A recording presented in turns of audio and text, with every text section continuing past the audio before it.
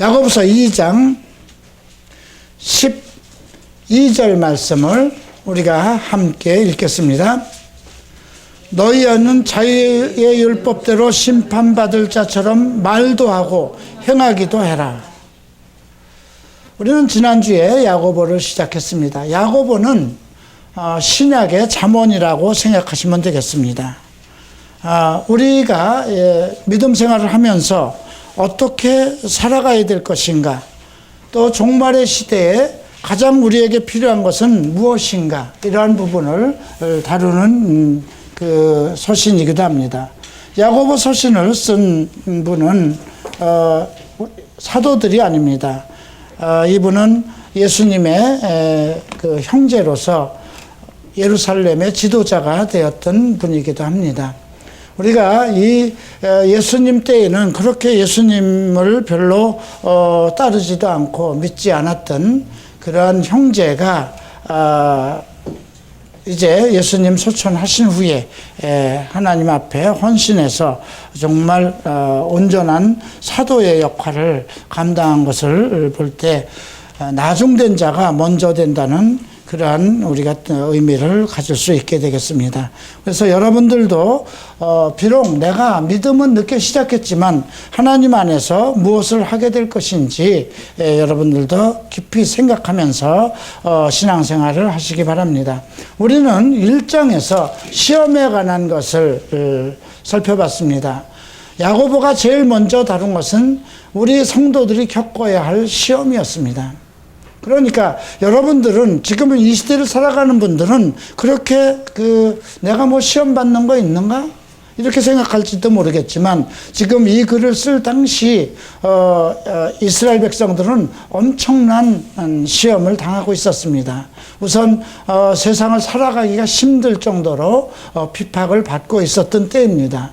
그런데 이 편지는 흩어져 있는 12지파에게 편지한다는 그런 내용으로 시작되어 있습니다. 전 세계 가운데 이스라엘 백성들이 자기의 나라에서 살지 못하고 또 하나님의 토성, 하나님의 성전이 있는 예루살렘에서 하나님께 예배를 드리지 못하고 그리고 전 세계에 흩어져서 나그네처럼 살아가야 되는 그런 때에 이 글을 쓴 것입니다.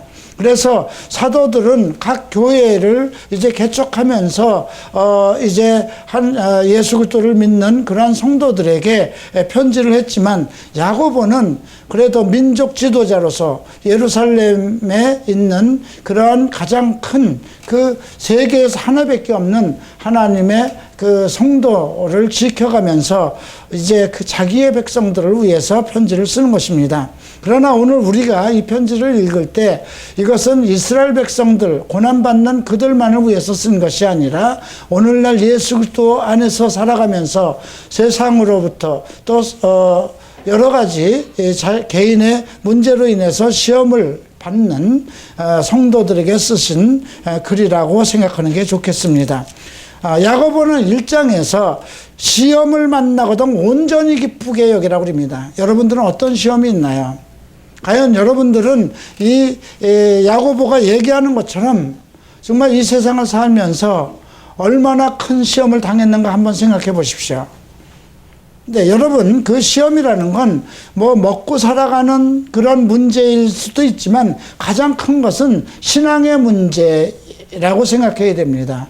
예수 믿기가 힘들었다는 것에 대해서 생각하면 됩니다. 하나님을 섬겨야 되는데 하나님을 섬길 수 없는 그런 상황에 이르렀던 것이죠.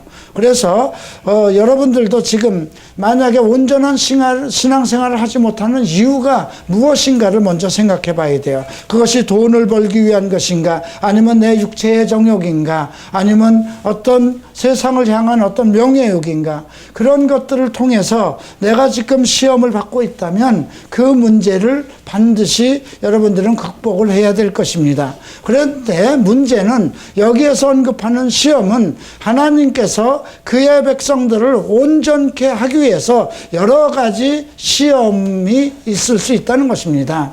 그래서 너희가 시험을 당하면 온전한 인내를 이루라, 이렇게 얘기를 하죠. 왜냐하면 결론적으로는 하나님께서 계획해 놓은 것이 있다는 것입니다. 이스라엘 백성들이 출애굽을 해서 이제 가나안 땅으로 가는 것 도중에 40년 동안 시험을 받았습니다. 그러니까 이미 결정된 것은 정말 젖과 꿀이 흐르는 가나안 땅으로 간다는 것입니다. 여러분들도 마찬가지예요. 이제 예수님이 오시는 그 땅에서 천년왕국 때에 우리가 그리스도와 함께 이 땅에서 왕노릇하는 그 영광에 그것이 이미 준비되어 있는 것입니다. 계획되어 있는 것이 아니라 이미 다 준비가 되어 있는 것입니다. 그래서 우리는 온전한 믿음을 통해서 거기까지 가야 되는데 거기까지 가지 못하도록 여러 가지 장애가 생길 수 있다는 것입니다. 먹을 것에 대한 문제가 있을 수 있고요. 어떤 세상을 살아가는 힘든 문제도 있을 것이고요. 자녀의 문제도 있을 것이고요. 자기의 어떤 정체성의 문제도 있을 것입니다. 그러나 그런 것들이 내가 예수를 믿었다면 이미 그러한 시험을 통해서 하나님이 계획한 것이 있기 때문에 참고 견디고 온전히 기뻐하라는 것입니다. 그런 시험이 우리를 참고 인내해서 정말 면류관을 받을 수 있는 하나님의 계획의 그 장소까지 갈 수 있다는 것을 깨달으라, 이런 말씀을 전달한 것입니다. 다만 우리가 오해하지 말라는 말씀이 있습니다. 시험이 임할 때 그것이 하나님이 나를 시험한다고 생각하지 말라는 것입니다. 자기의 욕심을 따라서 시험이 이루어진 것이기 때문에 우리가 오늘 하나님이 나를 시험하신다 이런 얘기를 하지 말라는 것이죠. 그래서 여러분들이 여러 가지로 시험을 받게 될 때에는 자기의 어떤 그 시험에 대한 것이 자기의 생각과 자기의 욕심, 그런 것을 통해서 온다는 것을 좀 알 필요가 있겠죠. 자, 오늘 2장에서는 크게 세 문단으로 나누어져 있습니다. 첫 번째 1절에서 내 형제들아 이렇게 언급하고 있고요. 또 여러분들 그 5절에서도 내 사랑하는 형제들아 들을지어다 경청하라 이렇게 시작하고 있습니다. 또 14절에도 내 형제들아 이렇게 언급하고 있습니다. 그러니까 여기서 형제라는 뜻은 이스라엘 백성들, 예수 그리스도를 믿는 모든 사람들이 한 형제가 된 것이죠. 지금 야고보는 그 자기 예수 그리스도로 인해서 정말 하나님의 자녀가 된 형제들에게 특별한 것을 언급하고 있는데 그 주제가 사랑입니다. 그래서 여러분 이제 8절을 한번 보시겠습니다. 너희가 만일 경에 기록한 대로 내 이웃 사랑하기를 내 몸과 같이 하라 하신 최고한 법을 지키면 잘하는 것이거니와 만일 너희가 외모로 사람을 취하면 죄를 짓는 것이니 율법이 너희를 범죄자로 정하리라. 예수님께서 우리에게 부탁한, 교회에게 부탁한 것은 서로 사랑하라는 것입니다. 12 제자들에게 모아놓고 너희가 서로 사랑하면 그것으로 세상 사람들이 너희를 내 제자로 알 것이라 했습니다. 너희가 나를 사랑하면 내 계명을 지켜라 했습니다. 지금 이 말씀을 볼 때 과연 우리 한국교회가 서로 사랑하는가 이런 문제를 생각해 봐야 되겠습니다.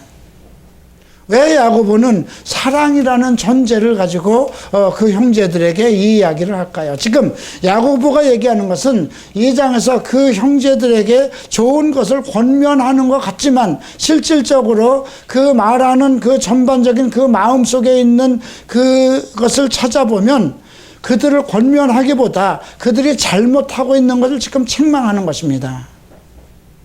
예수께서 서로 사랑하라는 그 정말 위대한 유산을 남기고 당부한 그것을 따라가지 않고 뭔가 다른 신앙생활을 하고 있는 것입니다. 잘못된 신앙생활을 하고 있기 때문에 지금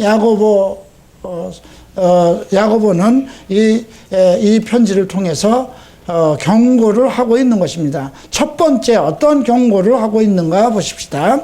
1절 보시죠. 내 형제들아 영광의 주 곧 우리 주 예수 그리스도를 믿는 믿음을 너희가 받았으니 사람을 외모로 취하지 말라.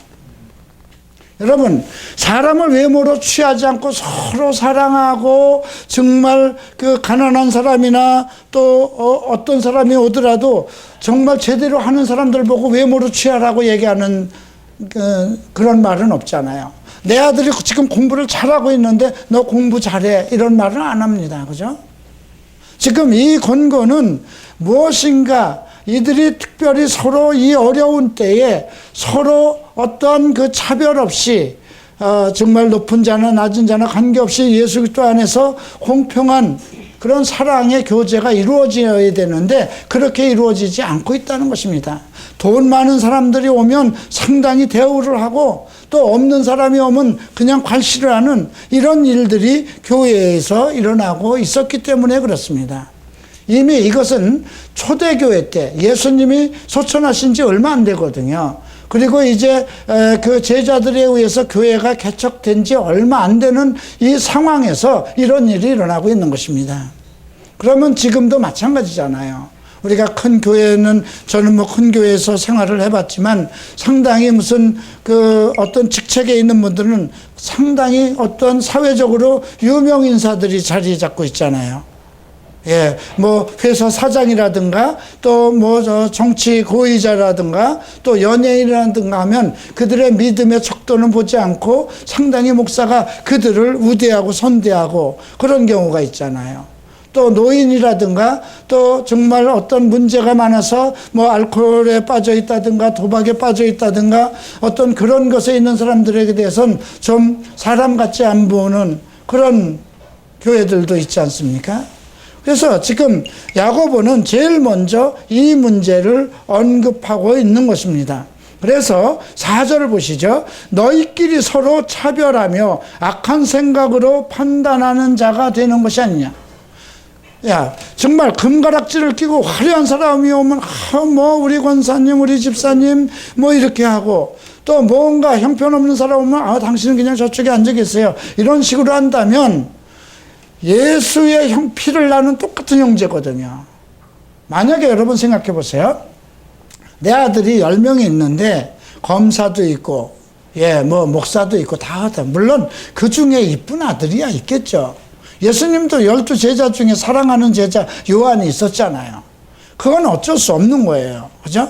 사람의 어떤 그 친함과 교제 속에서 더 가까울 수는 있다는 거죠. 그러나 인격적인 차별을 하면 안 되는 거잖아요. 예, 그가 비록 우리가 보기에는 좀 부족하고 하더라도 그를 인격적인 어떤 그런 쪽에서 다루면 안 되는 것이잖아요.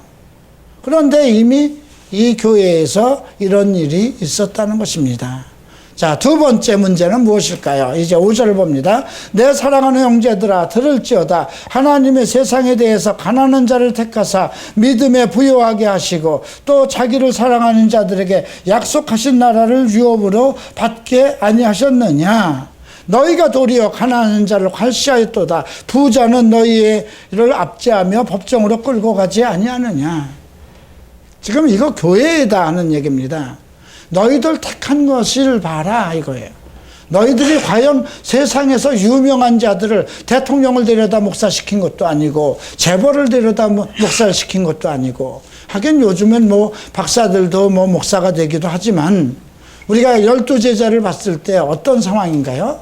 우리가 12제자들을 보면 전부 다 어부 출신들이잖아요. 그죠? 또 세관에서 정말 유대인들에게 그냥 반역자라는 그런 소리를 듣던 마태도 있었고요. 시민운동하던 사람도 있었고요. 예. 그런데도 그 이스라엘 중에서 별 볼 일 없는 보편적인 사람 이하에 사는 그런 사람들을 12제자로 삼았거든요. 그래서 지금 그 야고보가 이런 얘기를 하는 것입니다. 세상에 대해서는 가난한 자를 택하사 믿음이 부요하게 하시고. 자, 여러분들이 교회를 올 때 물론 부모로부터 태어나면서부터 예수를 믿는 사람도 있어요. 그래서 어쨌든지 예수를 믿고 나서 가장 여러분들이 하나님을 찾는 때가 언젠가 생각해 보세요. 마음이 심령이 가난하든가 뭔가 문제가 있을 때예요. 그죠? 그래서 예수님이 그 산상수훈에서 심령이 가난한 자는 복이 있나니 한 거거든요. 심령이 가난한 건 무엇일까요? 무엇인가 그 자기 만족이 전혀 이루어지지 않고 정말 살아가는 의미도 깨닫지 못하겠고 내가 왜 살아있는지 나의 존재에 대해서 가치를 상실할 때입니다. 여러분들은 아마 그런 것을 겪었는지 모르겠지만 저는 30대에 어머니 돌아가신 이후에 물론 사회적으로 돈도 많이 벌어서 정말 넉넉히 살아갈 수 있는 그런 것도 있었지만 심령이 항상 가난했어요. 돈으로 채워지지 않는 그 엄청난 돈을 벌고 충분히 그 돈을 가지고 잘 살 수도 있고 그런데 예수를 30살 믿은 후부터는 이 심령이 정말 견딜 수 없는 거예요. 만족이 안 돼요. 나는 결국 이렇게 살다 말아야 되는가? 나라는 존재는 정말 이런 존재로밖에 살 수밖에 없는가? 그러니까 자기에 대해서 정말 너무 견딜 수 없는 굴욕감이라든가. 근데 이게 누구에게 의논할 수도 없고, 누구에게 물어볼 수도 없고, 해결될 수도 없고, 그러니까 하나님에게 가는 거죠. 하나님만 찾는 겁니다. 그래서 오늘, 야고보 사도는, 야고보는 이제 자기 형제들에게 그 얘기를 하는 것입니다. 너희들이 세상에 대해서 별 볼 일 없었던 사람들을 부르신 것 아니냐. 그래서 너희들을 믿음이 부유하게. 여러분, 세상에 가진 것이 많은데 뭐 때문에 믿음을 가지려고 그래요? 그냥 적당히 교회에 나가려고 그러지. 그러나 내가 인생의 문제를 가지고 있으면 그 문제를 해결하기 위해서 매달릴 수밖에 없잖아요. 예. 그럼에도 불구하고 자기도 그렇게 가난한 상황에서 출발을 했는데 이제 교회 지도자가 되고 교회에 와서 뭐 잘 살게 되고 믿음이 있어서 장로가 되고 집사가 되고 그런 직분을 받고 나니까 사람들을 멸시하기 시작한 거예요. 그렇다면 너희가 정말 예수 그리스도께서 우리에게 주신 사랑의 최고의 법을 지키고 있는가? 이 부분을 생각해 보라는 것이죠. 과연 너희가 쉽게 얘기하면 예수쟁이가 맞냐 이거예요. 예수가 너를 위해서 그 십자가에 못 박아서 너를 구원해서 너라는 존재를 믿음의 사람으로 만들어서 정말 세상에 부끄러움이 없도록 그 모든 죄를 사하고 이제 세상에서 온전히 살아가도록 너를 세워놨는데 그런 얘기를 지금 하고 있는 것입니다. 자, 그래서 9절에 이런 말씀이 있죠. 만일 너희가 외모로 사람을 취하면 죄를 짓는 것이니 율법이 너희를 범죄자로 정하리라. 우리가 같은 크리스천인데도 어떤 형제를 만약에 그 비방한다든가 그 형제를 별 볼 일 없이 여기고 이렇게 차별을 한다면 율법이 너를 범죄자로 정한다는 것입니다. 그러면 여러분들은 나는 율법과 관계없지 않느냐 이렇게 생각하는데 예수님이 하신 말씀이 뭔가요? 율법의 하나도 땅에 떨어지지 않을 것이다.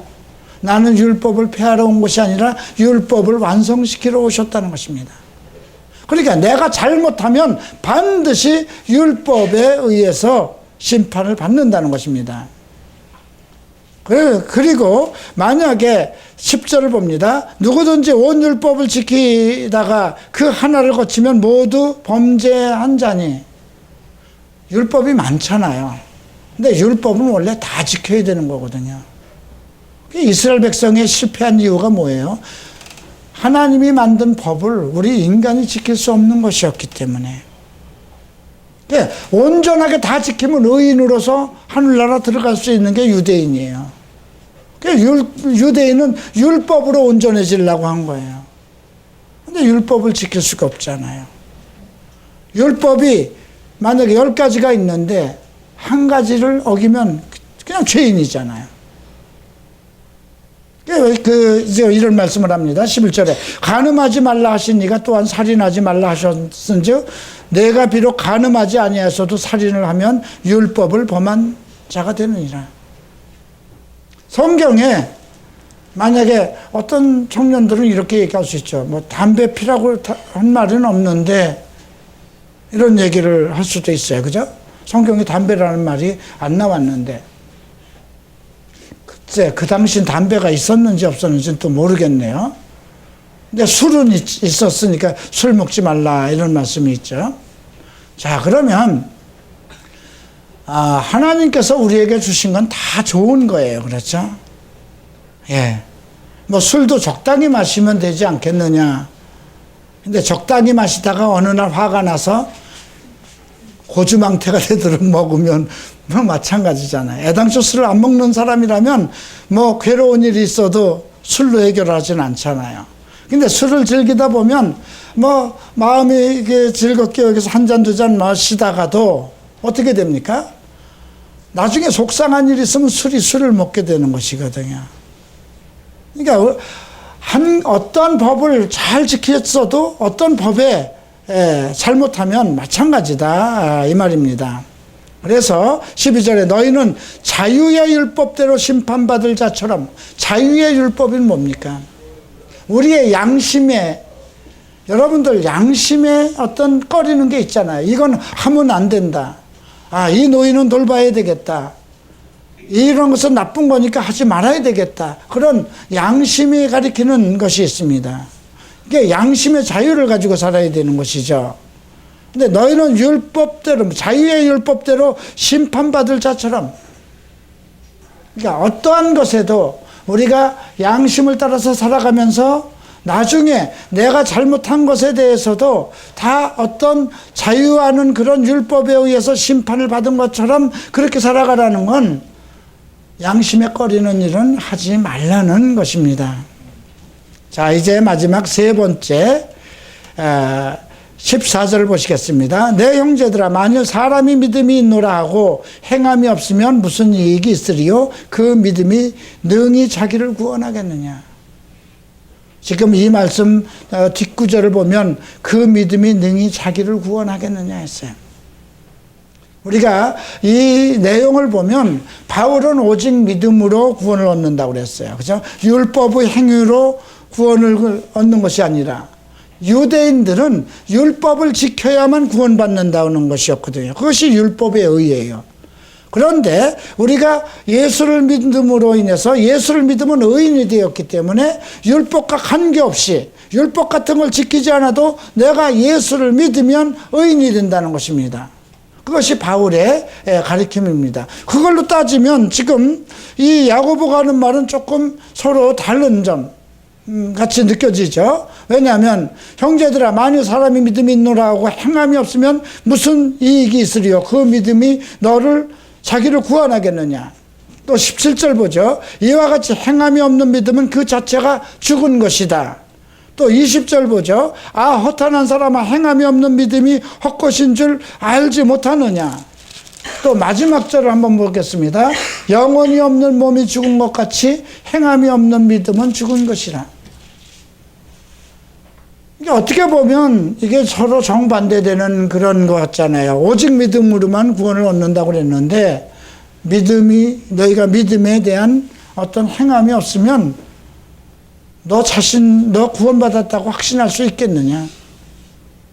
그런데 이것은 같은 내용입니다. 믿음은 시작입니다. 믿음은 우리 마음으로 출발하는 것입니다.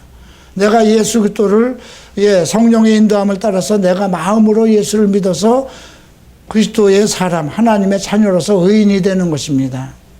그것은 내 마음으로 시작하는 것입니다. 그러면 행함이라는 건 무엇일까요? 믿음을 가지고 있는 사람이 그 믿음을 실천하는 것입니다. 여러분들이 여러 가지 기술을 배운다고 하십시다. 자, 어떤 사람이 이제 피아노를 배운다고 하십시다.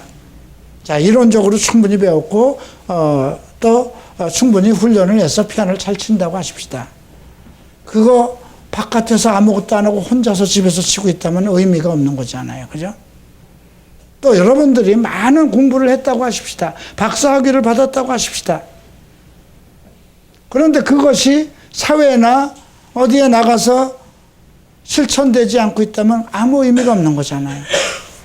그러니까 내가 예수를 믿었으면 이제 내가 구원을 받아서 하나님의 자녀가 되었기 때문에 이 믿음의 실천이라는 것은 어떤 성경의 가르침을 따라서 가난한 자를 돌보고 또 이웃을 사랑하고 성경 말씀을 지키고 부모에게 효도하고 이런 모든 믿는 자들이 실천해야 될 삶의 방법이라는 것입니다.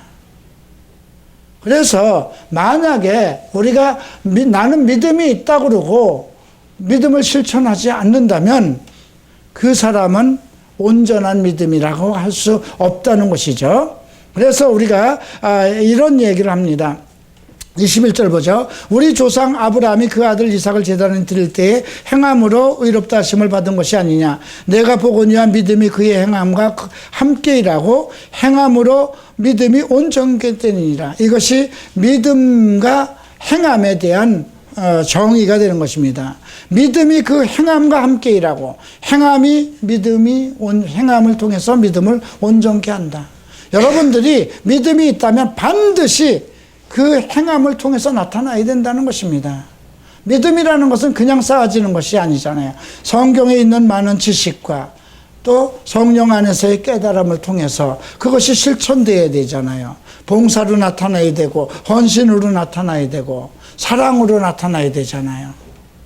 그런데 그러지 않고 이 사람들이 나는 믿음이 있어, 나는 모태로부터 태어난 사람이야, 그러면서 자기 위치를 높이고 그런 생활을 초기 시대에 있었던 것입니다. 자, 이런 말씀도 있네요. 우리가 또 한 사람이 나오는데요. 라합이 나옵니다. 제일 먼저는 믿음의 조상 아브라함을 증인으로 선택했고요. 25절에서는 기생 라합을 선택했습니다. 기생 라합은 그냥 믿음이라는 이스라엘 백성에 대해서 소문만 들었던 것입니다. 그들이 홍해를 가르고 나왔다더라. 불기둥과 정말 그 하나님께서 이스라엘 백성들을 정말 그 광야 속에서 먹이시고 입히시고 밤에는 불기둥으로 그들을 보호하시고 낮에는 구름기둥으로 인도하셨다더라. 이런 소문을 듣고 이스라엘 정탐꾼이 들어왔을 때 그를 보호했다는 것입니다. 그러니까 아브라함은 하나님의 부름을 받고 정말 오랜 경륜 속에 믿음을 쌓은 자지만 기생 라합은 소문만 듣고 시작한 거거든요. 어떻게 생각하면 기생 라합은 세상에서 막 살든 술 먹고 담배 피고 세상을 막 살다가 이제 예수 믿고 막 들어온 사람이에요. 그렇죠? 아브라함은 정말 교회 목사나 장로급으로 정말 그 온전한 믿음을 가진 사람이고, 지금 야고보가 이렇게 두 사람을 증인으로 끌어낸 것은 교회의 높은 직분을 가지고 있는 그러한 아브라함과 같은 그런 믿음을 가지고 있다고 해도 그 안에서 온전한 믿음을 실천해야 된다는 것이고요. 그 다음에 이제 막 초신자가 돼서 세상 가운데서 예수를 바라보고 들어왔다 하더라도 그들도 믿음을 실행해야 된다는 것입니다. 그렇게 해서 온전한 나의 믿음이 온전해질 수 있다는 것입니다. 우리가 생각할 때 이제 이런 예를 들기도 합니다. 18절을 보죠. 혹이 가로되 너는 믿음이 있고 나는 행함이 있으니 행함이 없는 내 믿음을 내게 보여라. 나는 행함으로 내 믿음을 내게 보이라. 어떤 사람은 막 믿음 있다고 자랑합니다. 나는 성경대학교도 나왔고 나는 신학대학원도 나왔고 성경을 300번 읽었고 그렇게 자랑할 수 있어요. 그죠?